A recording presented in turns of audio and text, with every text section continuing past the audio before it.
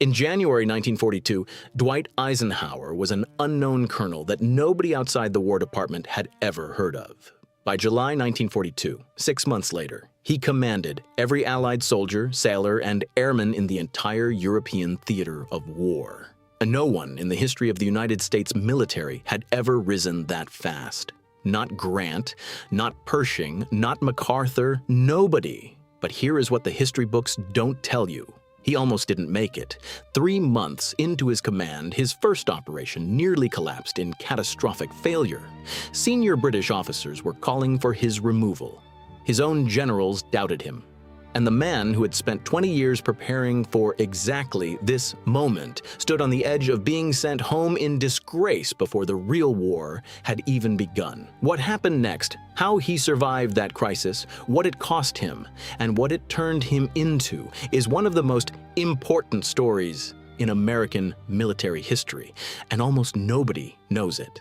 This is Episode 3, The Rise and the Fall that almost ended everything before it began. The War Department in January 1942 is a building in controlled crisis. Pearl Harbor has happened 5 weeks ago. The Philippines are falling. The Japanese are advancing across the Pacific with a speed that the American intelligence estimate did not predict, and the American military is not currently equipped to stop. The army that Eisenhower has spent 20 years serving is discovering in real time the distance between the institution it believed itself to be and the institution the war requires it to become. Into this environment, Eisenhower arrives from Texas with a single star on his shoulder and a mind that Marshall has already identified as the clearest in the building. He is assigned to the Operations Division of the War Department, the unit responsible for planning the overall American military strategy. And he begins working immediately with the focused intensity of a man who has been waiting 20 years for exactly this assignment.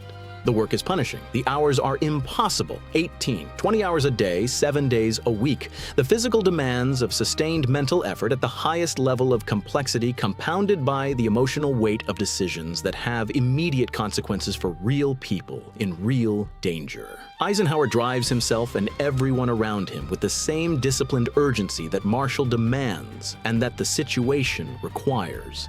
But he is also doing something that the work itself does not require, and that most of his colleagues do not notice. He is watching Marshall. Marshall is the finest military administrator in America and one of the finest in the world. And the way he runs the War Department is itself an education in the kind of leadership that Eisenhower has been trying to understand and develop for his entire career. Marshall is direct. He says what he thinks clearly and without diplomatic softening, and he expects the same from the people around him. He is ruthless about mediocrity. He moves people out of positions they cannot handle with a speed that initially shocks subordinates and eventually produces an organization of extraordinary quality. He does not care about ego or seniority or political connection. He cares about one thing: can you do the job? Eisenhower passes every test Marshall sets him. The planning problems that Marshall assigns, some genuine, some designed to evaluate how the mind under examination handles impossible situations, are returned with solutions that are consistently clear, consistently realistic, and consistently reflect the kind of strategic thinking that the crisis requires. Marshall watches. He files his own evidence. In March 1942, Marshall appoints Eisenhower head of the Operations Division. In June, he sends him to London to assess the American military mission there and to begin planning the eventual invasion of Europe. Eisenhower flies to London and discovers immediately that the alliance he has been asked to manage is considerably more complicated than the planning documents suggested. The British military establishment is not waiting for the Americans with gratitude and open arms. Britain has been at war for 3 years. British officers have been fighting and dying and developing hard-won operational knowledge since 1939. And the arrival of American officers, most of whom have never heard a shot fired in combat, with the energy and confidence of people who have just entered the situation and believe they understand it, is not universally welcomed. There is condescension, some of it deserved and some of it not, running in both directions.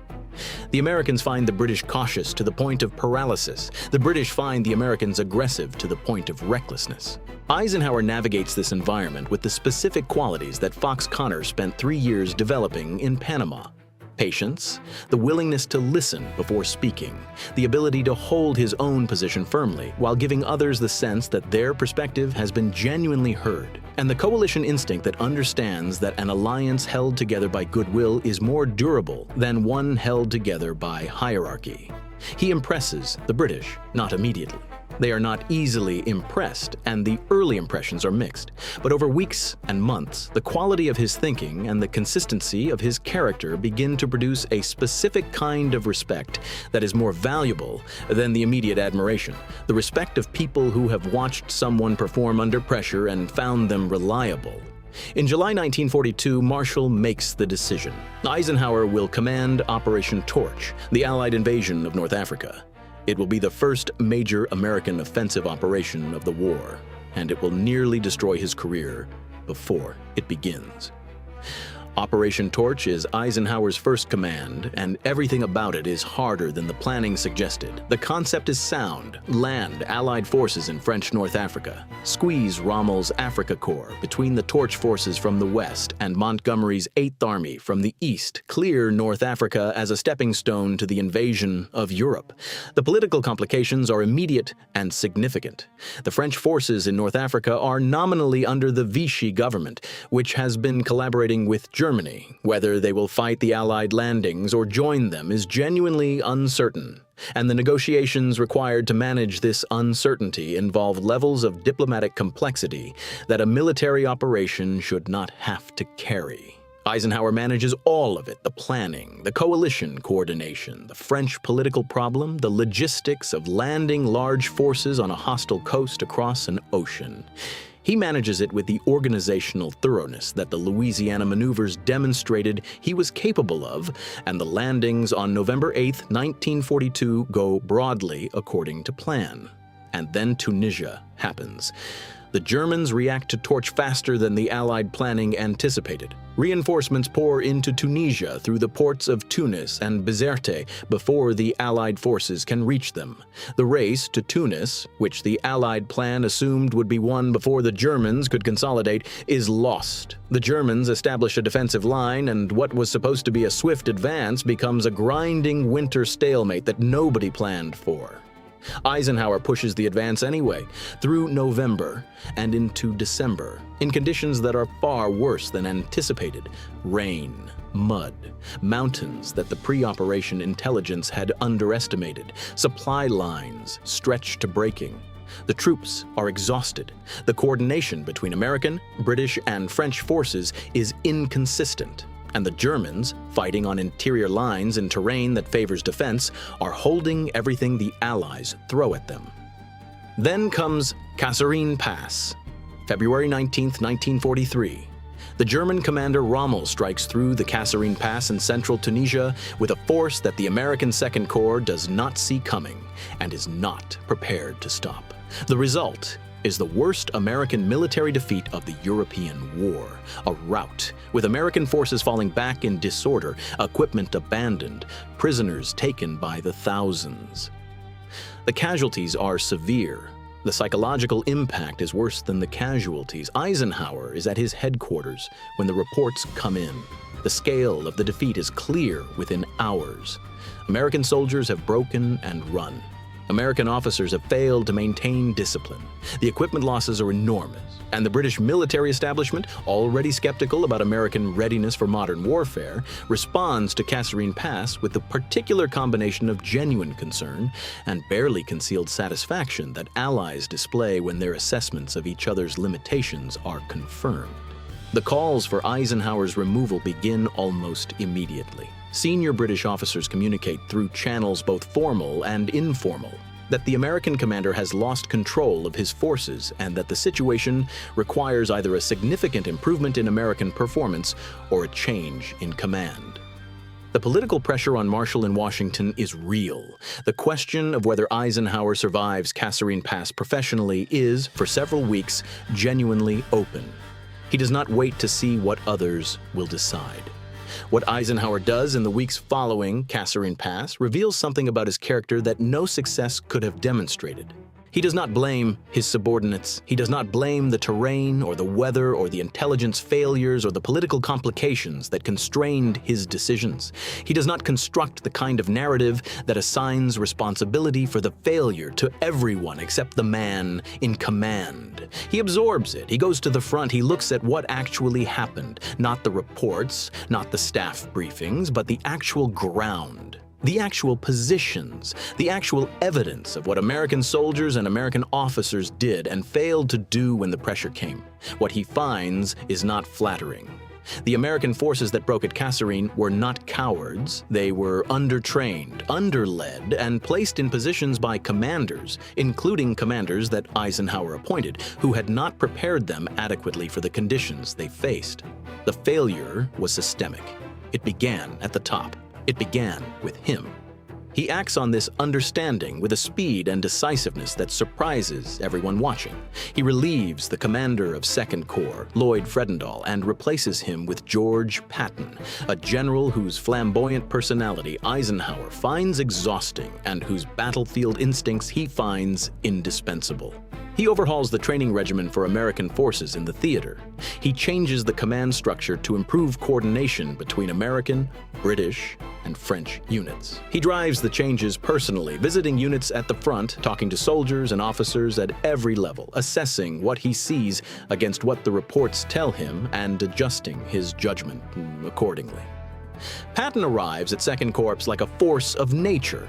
He imposes discipline with the theatrical fury that is his particular leadership style, fining officers for uniform violations, driving his forces through training exercises of savage intensity, communicating through everything he does that the performance at Kasserine Pass is not something that will be repeated. The transformation of 2nd Corps under Patton is rapid and visible. Eisenhower watches it and understands something important. He needs people around him who are completely unlike him.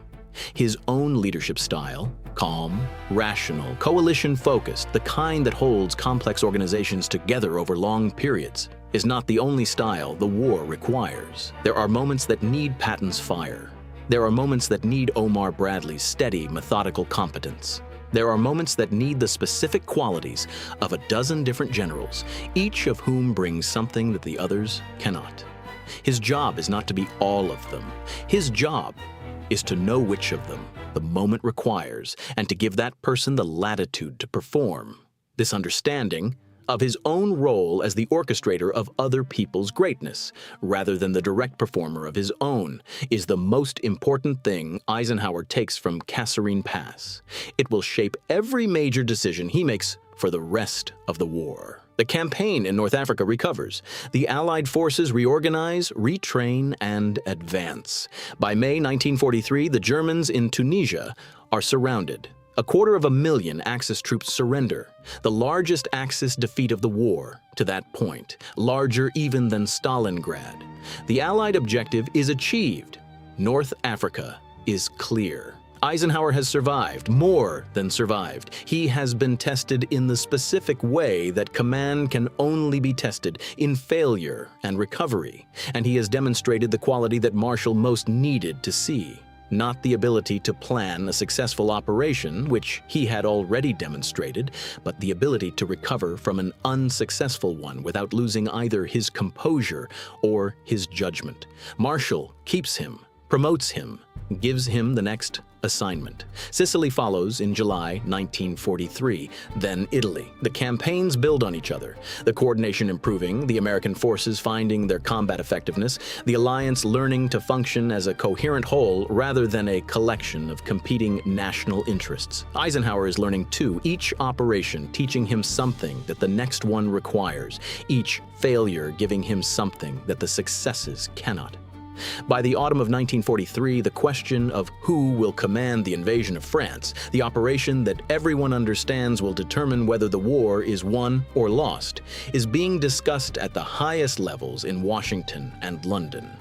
There are other candidates. Marshall himself is a candidate. Roosevelt considers him for the command, and Marshall wants it, and the reasons to give it to him are substantial. British commanders are considered. The politics of the alliance complicate every name.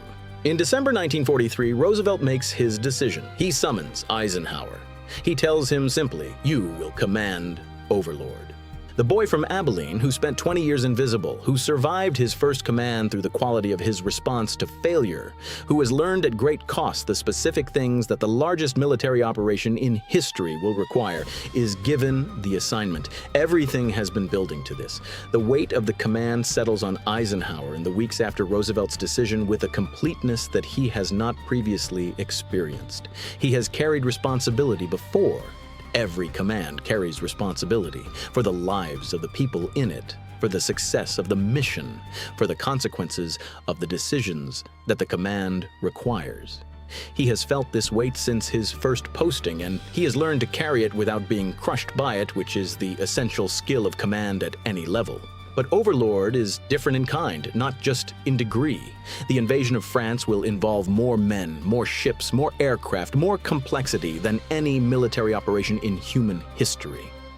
The planning alone is a logistical undertaking of staggering proportions. 5,000 ships, 11,000 aircraft, 150,000 men in the first wave, millions more to follow. The deception operations required to keep the Germans uncertain about where the landing will come.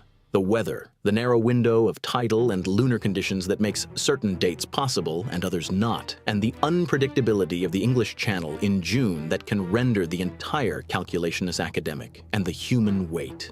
The specific, personal, individual human weight of a commander who knows, not abstractly but specifically, having visited the units, having talked to the men, having looked at the faces of soldiers who do not know what is coming but who trust him to know, that some percentage of the people he is sending across that water will not come back. The number is unknowable in advance. It will be large. The uncertainty of how large is one of the things he carries every day in the months of planning. And he carries it without putting it down. He builds his team.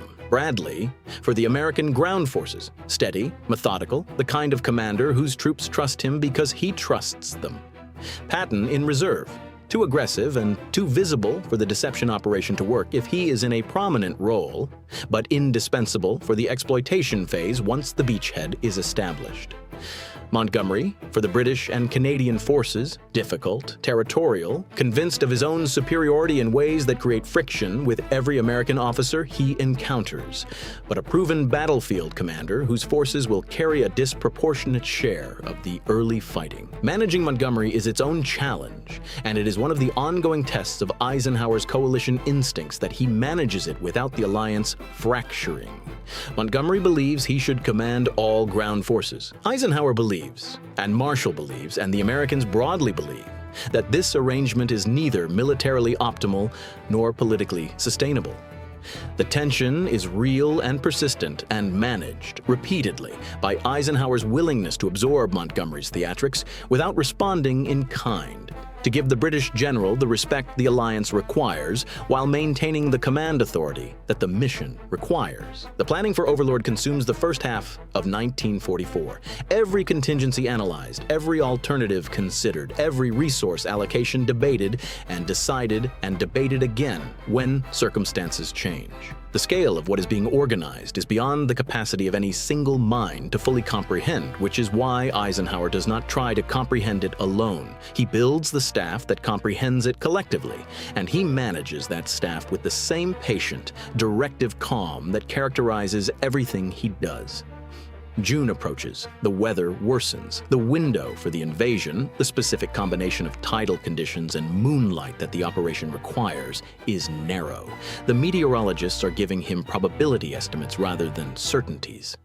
The Channel in early June 1944 is producing the kind of weather that makes amphibious operations genuinely dangerous, and the weather forecasts are the most uncertain element in a plan that has been built on the reduction of uncertainty. On the night of June 4th, with the operation already in preliminary motion and the first forces already at sea, the weather turns worse. Eisenhower calls the forecasters. They give him a narrow window, a possible improvement on June 6th, not certain, not guaranteed, but possible. Enough to attempt the operation or not enough, depending on how the commander weighs the risk of going against the risk of waiting. He goes into a room. He sits. He thinks. He thinks about everything that cannot be controlled, the weather, the German response, the 1,000 ways that an operation of this complexity can go wrong, regardless of how well it has been planned. He thinks about everything that can be controlled, the preparation, the training, the equipment, the leadership, the 20 years of invisible work that produced the staff, and the plan, and the commander sitting in this room making this decision. He gives the order, June 6th, go. And he goes back to his quarters and writes the letter, the one that begins, "Our landings have failed," and puts it in his pocket.